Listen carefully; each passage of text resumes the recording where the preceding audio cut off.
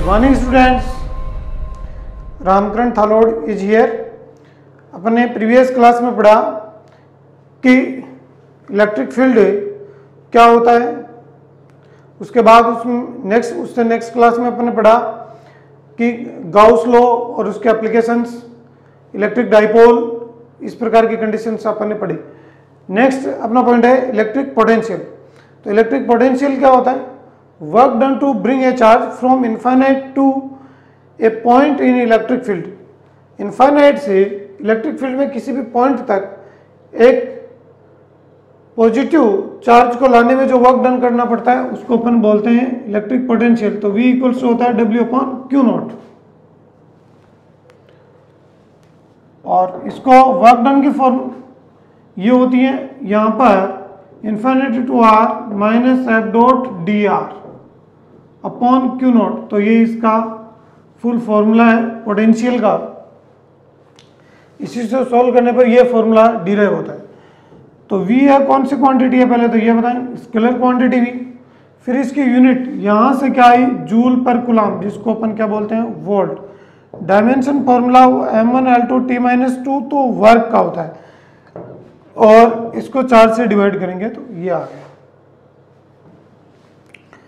Plus मतलब जो positive potential है 4 प्लस क्यों एंड माइनस मतलब नेगेटिव जो पोटेंशियल है 4 किसके लिए, नेगेटिव चार्ज के लिए।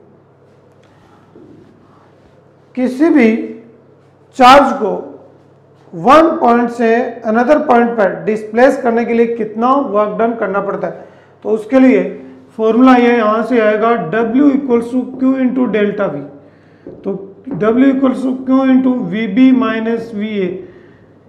चार्ज को A टू B पॉइंट तक डिस्प्लेस करने के लिए अपन को ये वर्क डन करना पड़ेगा। यहां से एक इंपॉर्टेंट कंसेप्ट आता है, यदि यहां पर पोटेंशियल कांस्टेंट है, पोटेंशियल क्या है, कांस्टेंट है, तो यहां पर कोई वर्क डन नहीं होगा। कितना हो जाएगा, जीरो वर्क डन हो जाएगा।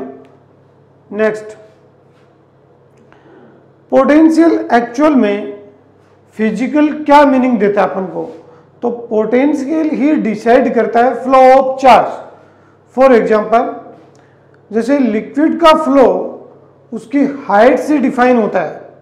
लिक्विड का फ्लो किससे डिफाइन होता है, हाइट से, लिक्विड की क्वांटिटी से नहीं। Similarly flow of heat decide from temperature. उसी प्रकार से चार्ज का फ्लो डिसाइड कौन करता है, potential. Charge always transfer due to potential difference.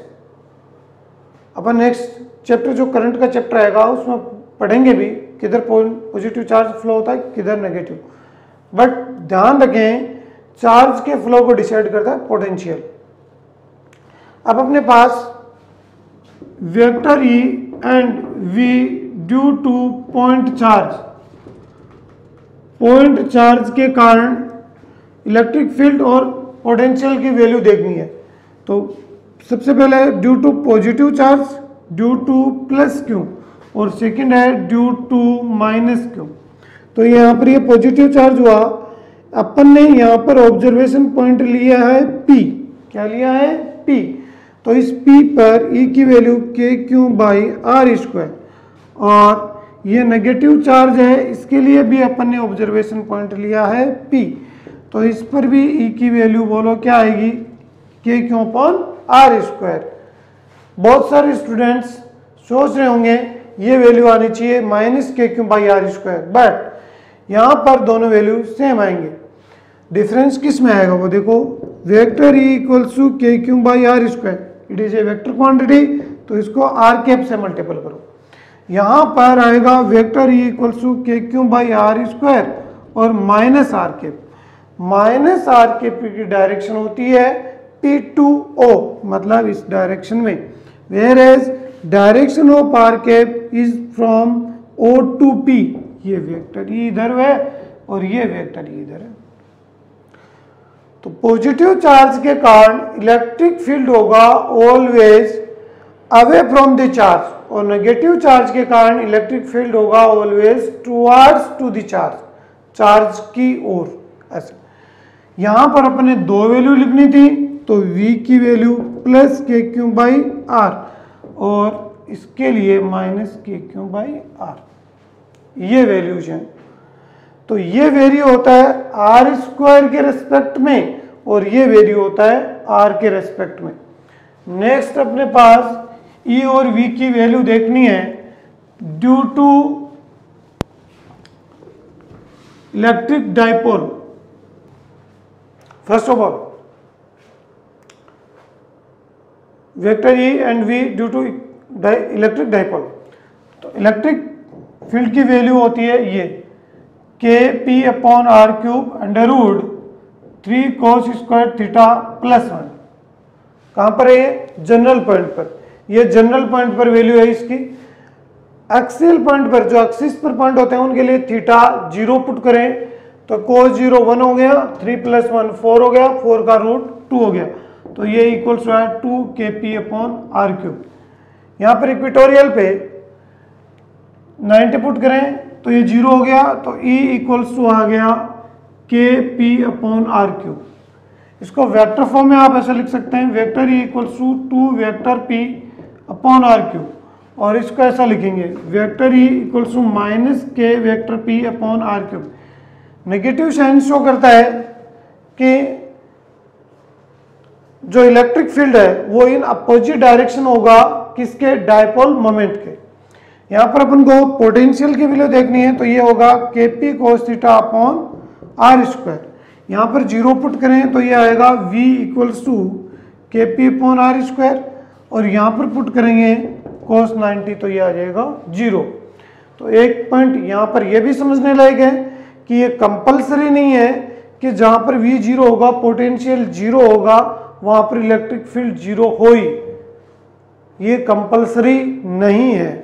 Next अपना पॉइंट है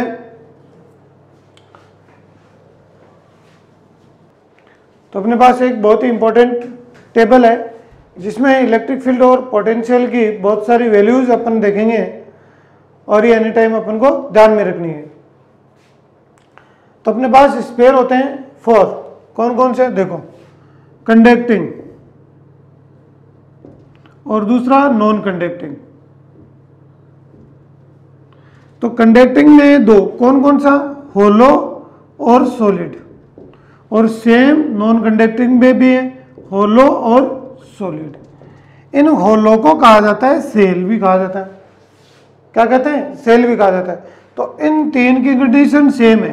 कौन कौन से? कंडक्टिंग तो दोनों, और नॉन कंडक्टिंग में होलो। इनको जो भी चार्ज दिया जाता है वो चार्ज उसकी सरफेस पर डिस्ट्रीब्यूट होता है, ओनली और ओनली उसकी सरफेस पर डिस्ट्रीब्यूट होता है। तो तीनों की सेम कंडीशन है।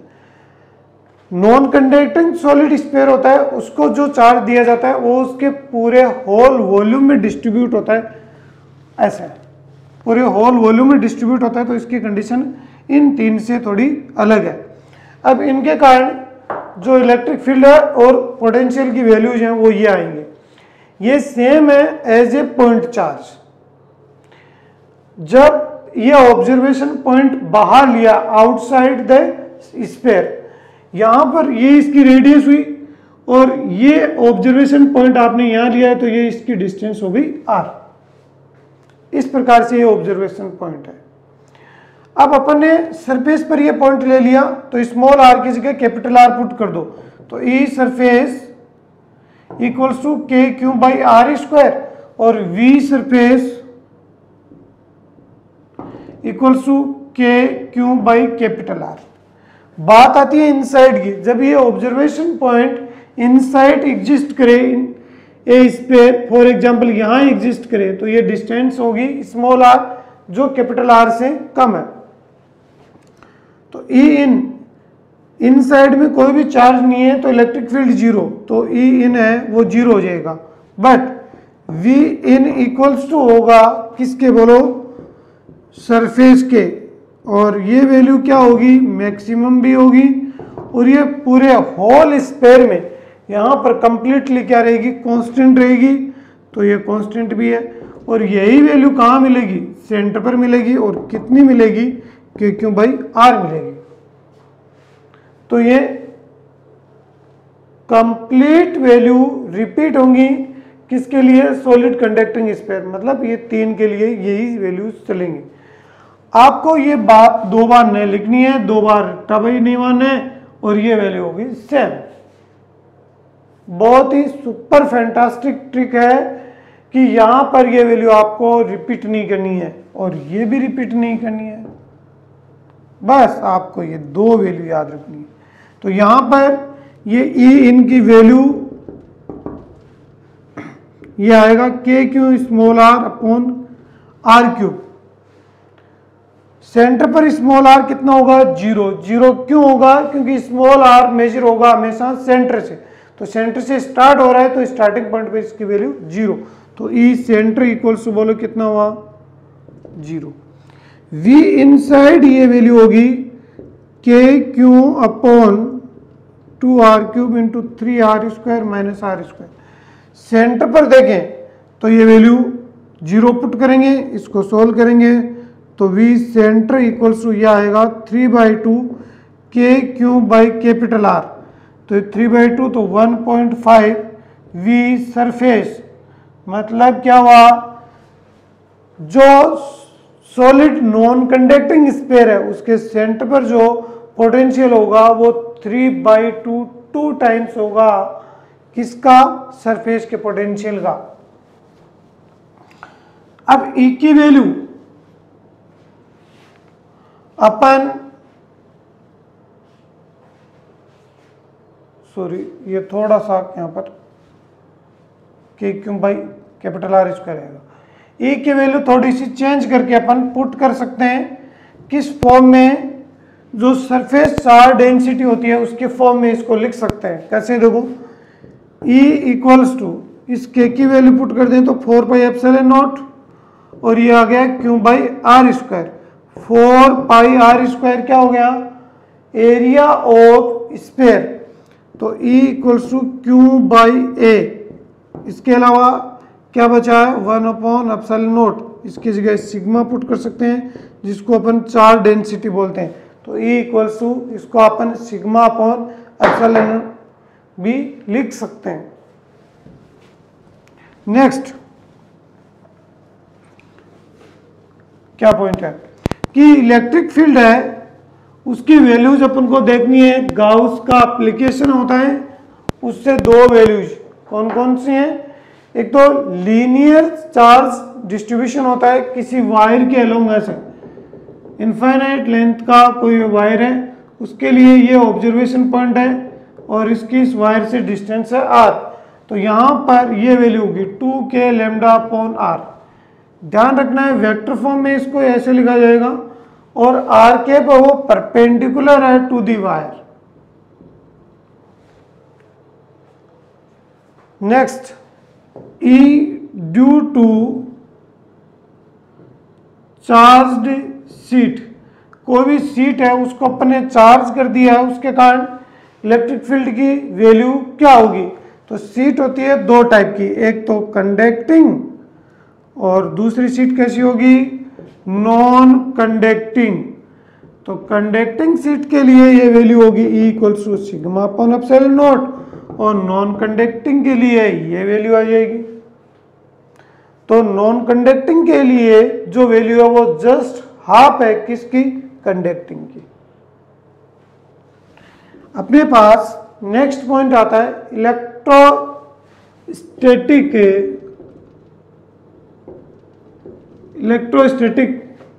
Potential energy.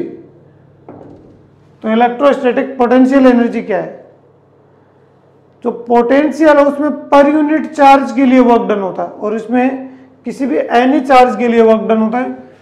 तो work done to bring a charge from infinite to electric field, तो ये वैल्यू हुई W इक्वल्स टू जो वर्क डन है वही U में कन्वर्ट हो जाता है, बस ये इसकी सिंपल वैल्यू है। फॉर 2 चार्ज सिस्टम, इस प्रकार से 2 चार्ज हैं और r डिस्टेंस पर है दूसरे से, तो उनके लिए जो वैल्यू होगी वो ये होगा k Q1 Q2 upon r। Relation between U and V, electrostatic potential energy, और पोटेंशियल में ये रिलेशन होता है U equals to Q into V। यहां पर एनर्जी को नॉर्मली अपन मेजर करते हैं किसमें, जूल में, बट यहां पर जो इसकी यूनिट है वो है इलेक्ट्रॉन वोल्ट। तो 1 इलेक्ट्रॉन वोल्ट इक्वल्स टू ये होता है। नेक्स्ट एक अपना पास छोटा सा क्वेश्चन है, कोई एक इक्विलैटरल ट्रायंगल है और उसके तीनों कॉर्नर्स पर सेम मैग्नीट्यूड का चार्ज है, तो उसकी टोटल इलेक्ट्रोस्टैटिक पोटेंशियल एनर्जी क्या होगी।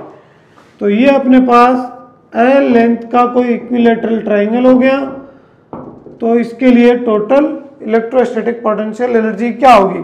तो E इक्वल्स टू के Q1 Q2 upon R 1 2 plus के Q2 Q3 upon R2 3 plus के Q1 Q3 अपॉन R1 3। आपको करना क्या है, जितने भी इसके दो दो के ग्रुप बनते हैं उसको लिखते जाए। 1 का ग्रुप 2 के साथ, 3 के साथ, और 2 3 का। ये डिस्टेंस है सेम, चार्ज का मैग्नीट्यूड सेम, तो के यहाँ पर क्या आ जाएगा, R square upon L plus K Q square upon L plus K Q square upon L. तो ये वैल्यू हो गया 3 into K Q square upon L. Normal आपको मैं ट्रिक बता देता हूं, किसी भी पॉइंट पर आपको पोटेंशियल एनर्जी कैलकुलेट करनी है। जैसे इस पॉइंट पर इस Q2 चार्ज की पोटेंशियल एनर्जी कैलकुलेट करनी है आपको इस पॉइंट पर, तो आप क्या करें, इस चार्ज के कारण यहाँ पोटेंशियल देख लें और उसको Q2 से मल्टीपल कर दें। तो इस चार्ज के कारण यहाँ पोटेंशियल बोलो कितना होगा, V इक्वल्स टू के क्यू बाई आर, ये आ गया पोटेंशियल, और U इक्वल्स टू ये फॉर्मूला अप्लाई कर दें ये वाला, तो Q2 इंटू पोटेंशियल कितना, Q नोट बाई आर। ये इलेक्ट्रोस्टैटिक पोटेंशियल एनर्जी कैलकुलेट होगी। नेक्स्ट अपने पास एक छोटा सा क्वेश्चन और है, जिनको नोट करना है वो नोट कर सकते हैं। तो इस प्रकार की छोटी छोटी ट्रिक्स से मैं आपको पूरी फिजिक्स फिंगर टिप्स में मैं आपको याद करवा दूंगा। नेवी, एयरफोर्स, एनडीए, कोई प्रॉब्लम नहीं आने वाली कहीं पर भी। नेक्स्ट अपने पास एक कंडीशन है कि दो चार्ज हैं, सॉरी दो कंडक्टिंग चार्ज स्फीयर है, कंडक्टिंग चार्ज स्फीयर है, कंडक्टिंग चार्ज स्फीयर है, और उनमें गिवन है सिग्मा 1 इक्वल्स टू सिग्मा 2, मतलब उनके जो सरफेस चार्ज डेंसिटी है वो सेम है। तो कैलकुलेट कीजिएगा, देन डिटरमाइन क्या पूछा है, Q1 बाई Q2 का रेशियो, पोटेंशियल का रेशियो और इलेक्ट्रिक फील्ड का रेशियो। तो सबसे पहले देखें, ये वैल्यू पुट करें, sigma 1 equals to sigma 2। Sigma equals to क्या होता है, Q बाई ए, तो Q1 बाई ए क्या होता है, एरिया, तो 4 pi R square, Q2 upon 4 pi R2 square, ये कैंसिल हो गया, तो Q1 upon Q2 equals to बोलो क्या आया, R1 का स्क्वायर अपॉन R2 स्क्वायर। ये क्वेश्चन हो गया आपका क्लियर। V जो कंडक्टिंग स्फीयर होता है उसकी सरफेस पर पोटेंशियल की क्या वैल्यू होती है, k q by r. Constant quantity will be remove. First trick of the physics, trick first क्या कहती है, constant quantity will be remove in cases of ratio जब भी आपको रेशियो का कोई क्वेश्चन करना हो कांस्टेंट क्वांटिटी को रिमूव कर दें, तो इसमें k कांस्टेंट है तो v is directly proportional to q by r। तो v1 upon v2 equals to, यहाँ से देखें q1 upon q2 into r2 upon r1, ये वैल्यू पुट कर दें तो v1 upon v2 equals to r1 का स्क्वायर r2 का स्क्वायर और r2 अपॉन r1, ये कैंसिल हो गया तो ये आ गया r1 अपॉन r2। थर्ड क्या कहता है, अपने पास ये रेशियो कैलकुलेट करना है, तो ये कंडक्टिंग स्फीयर की सरफेस पर होता है ये formula, constant quantity will be remove again, तो E is directly proportional to Q by R square, तो E1 upon E2 equals to Q1 upon Q2 into R2 square upon R1 square, ये value वापस repeat कर दें तो R1 square upon R2 square into R2 का square upon R1 का square. आगे तीनों आंसर। तो ये है इंपॉर्टेंट क्वेश्चंस। एक कंडीशन इससे भी डेंजर मैं आपको बताने वाला हूं। अपन कंपैरिजन करने वाले हैं कि किन पॉइंट पर इलेक्ट्रिक फील्ड और पोटेंशियल दोनों जीरो होंगे, किस पर कौन एक जीरो होगा दूसरा नॉन जीरो होगा, इस प्रकार की कंडीशंस। तो पहले देखो, ये इस प्रकार से टू चार्ज हैं और इनके मिड पॉइंट पर अपन को वैल्यू देखनी है इस पर। तो इलेक्ट्रिक फील्ड है, उसमें डायरेक्शन कंसीडर होगी, तो इस पॉजिटिव पहले चार्ज के कारण electric field away from the charge, तो इस डायरेक्शन में। दूसरे इस चार्ज के कारण अवे फ्रॉम द चार्ज, तो इस डायरेक्शन में। दोनों चार्ज का मैग्नीट्यूड सेम है और इस ओ से दोनों की डिस्टेंस सेम है, तो magnitude of electric field is same but direction is opposite. So electric field at o point is zero, but potential will be directly add because it is a scalar quantity, तो यहां पर non zero आएगा। Same condition इसमें होगी, same condition इसमें होगी। तो तीनों में यहां पर सेंटर पर, तीनों में ओ पॉइंट पर जो पोटेंशियल है वो आएगा नॉट इक्वल टू जीरो और जो इलेक्ट्रिक फील्ड है वो आएगा जीरो। सेकंड कंडीशन लेते हैं, यहां पर इस मिड पॉइंट पर अपन वैल्यू देखते हैं, वो फर्स्ट इसके कारण यहां पर electric field away from the charge, तो ये हो गया नेगेटिव चार्ज। तो इस पॉइंट पर इसके कारण जो इलेक्ट्रिक फील्ड होगा वो टुवर्ड्स टू द चार्ज होगा, तो इस डायरेक्शन में आएगा। दोनों की डायरेक्शन क्या हुई सेम, तो electric field not equal to zero, directly add हो जाएगा। नेक्स्ट, यहां पर जो पोटेंशियल है वो डायरेक्ट ऐड होगा, तो एक के कारण प्लस दूसरे के कारण माइनस, तो जीरो।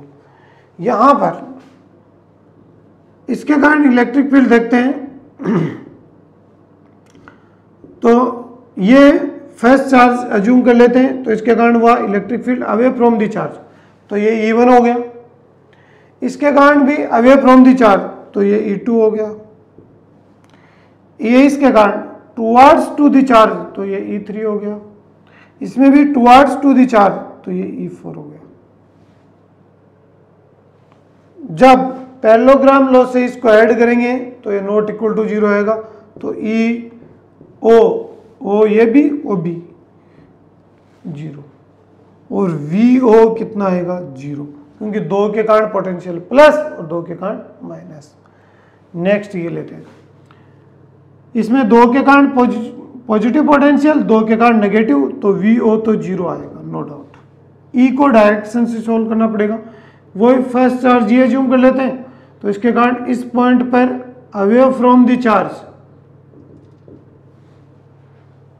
इसके कारण towards to the charge E2, plus के कारण अवे फ्रॉम द चार्ज इस डायरेक्शन में,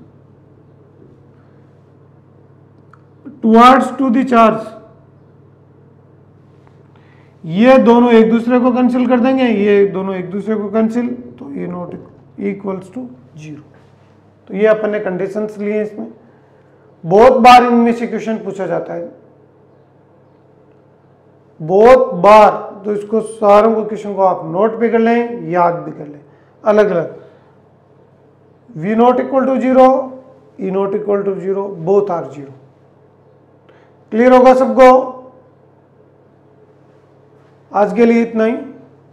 thank you, have a nice day.